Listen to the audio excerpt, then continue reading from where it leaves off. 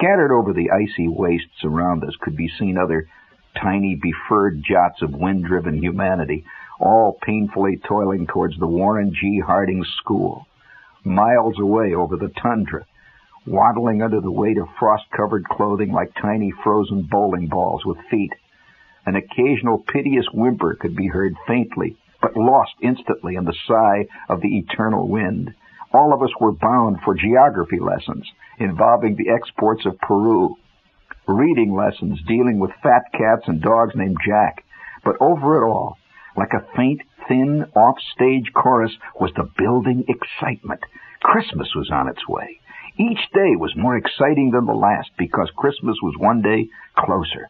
Lovely, beautiful, glorious Christmas, around which the entire year revolved, at least the kid year. Off on the far horizon, beyond the railroad yards and the great refinery tanks, lay our own private mountain range, dark and mysterious, cold and uninhabited, outlined against the steel-gray skies of Indiana winter. The steel mills. They lay on the horizon like a mysterious black mountain range. Downtown Holmen, Indiana, was prepared for its yearly bacchanalia of peace on earth and goodwill to men. Across Holmen Avenue and State Street, the gloomy main thoroughfares drifted with snow that had lain for months and would remain until well into spring. Ice-encrusted, frozen drifts along the curbs were strung strands of green and red Christmas bulbs and banners that snapped and cracked in the gale. From the streetlights hung plastic ivy wreaths surrounding three-dimensional Santa Claus faces. For several years, the windows of Goldblatt's department store had been curtained and dark. Their corner window was traditionally a major high-water mark of the pre-Christmas season. It set the tone, the motif, of their giant Yuletide jubilee. Kids were brought in from miles around just to see the window.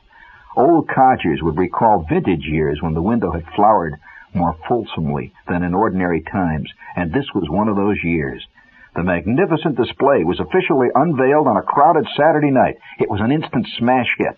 First-nighters packed earmuff to earmuff, their steamy breath clouding up the sparkling plate glass, jostled in rapt admiration before a golden, tinkling panoply of mechanized, electronic joy. It was the heyday of the Seven Dwarfs and their virginal den mother, Snow White. Walt Disney's 7 cutie pies hammered and sawed, chiseled and painted, while Santa, bouncing Snow White on his mechanical knee, ho-ho-hoed through 8 strategically placed loudspeakers, interspersed by choruses of hi-ho, it's off to work we go. Grumpy sat at the controls of a miniature 8-wheel Rock Island Road steam engine, and Sleepy played a marimba, while in the background, inexplicably, Mrs. Klaus ceaselessly ironed a red shirt. Sparkling artificial snow drifted down on Shirley Temple dolls, flexible flyers, and Tinker toy sets glowed in the golden spotlight. In the foreground, a frontier stockade made of Lincoln logs was manned by a company of kilted lead Highlanders who were doubtfully fending off an attack by 6 U.S. Army medium tanks. It was an incredible display. By the way, history has always been vague in Indiana. A few feet away stood an Arthurian cardboard castle with Raggedy Andy sitting on the drawbridge, his feet in the moat, through which a Lionel freight train, burping real smoke, went round and round. Dopey sat in Amos and Andy's pedal-operated fresh-air taxicab beside a stuffed panda holding a lollipop in his paw, bearing the heart-tugging legend, "Hug Me." From fluffy cotton clouds above, Dion quintuplet dolls wearing plaid golf knickers hung from billowing parachutes, having just bailed out of a high-flying balsa wood Fokker triplane. All in all, Santa's workshop made Salvador Dali look like Norman Rockwell. It was a good year. I'll be back in about 2 or 3 minutes here on WOR New York after we have a few brief breaks for a couple of spots on Christmas Eve.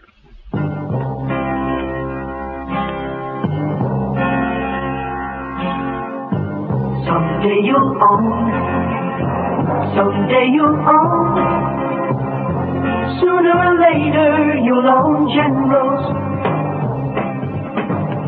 Yeah, sooner or later you'll own Generals, buddy. So, on this Christmas Eve, we'll remind you that you go in snow or we pay to tow. That's guaranteed traction, and that's what you'll get from good old friendly General Tire. They got General's famous glass belt gripper 780, priced at just $2 for $54. And that's for popular size A7813, tubeless Blackwall. Very popular. It's way up on the hit parade. So check your yellow pages for the General Tire headquarters nearest you. Sooner or later, you'll own General's. Sooner or later, you'll own General's. Yeah, and let's see. Here's a little quick reminder from Dell Paperbacks. They say that they have a book called In the Onion Field by one Joseph Wambaugh, a real-life suspense bestseller available now as a Dell paperback. And not only that, they have another Dell book that you may find interesting. The greatest bestsellers. Books like Rebecca, Exodus, Hawaii. You don't just read them, you live them. Beulah Land by Lonnie Coleman is that kind of book. A sensational bestseller compared by many to Gone with the Wind. But Beulah Land is so frank it could only be published in our time. Beulah Land, the story of a great plantation in all its outward splendor and secret shame. Beulah Land, a Dell paperback bestseller. People at the Barnes & Noble bookstore would like to remind you that books make wonderful Christmas gifts. Hey, Phyllis, here's a book on sailing for your Uncle Ted. No, sailing was last year. Now he's into homemade wine and antique furniture. Oh, well, do we get him this wine book or one on antiques? Why don't we get him both? How come you're so smart?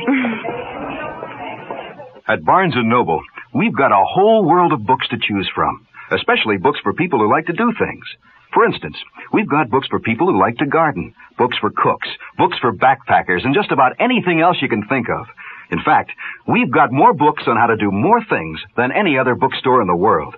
And they all make thoughtful, enduring gifts for Christmas or any other occasion. So this year, bring your Christmas list to the Barnes & Noble bookstore at 5th Avenue and 18th Street in Manhattan. And don't forget to put your own name on the list. After all, don't you deserve a book from Barnes & Noble, too, this Christmas?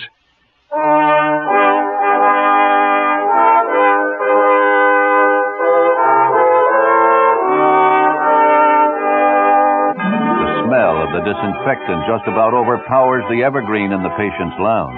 But the tree, hung with paper chains and stars, looks bravely festive anyway. To the children in this hospital, this tree is Christmas. To many, it's the most Christmas they've ever had.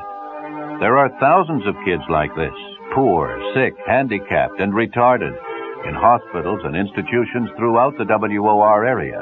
Your gift to the WOR Children's Christmas Fund puts presents under the tree.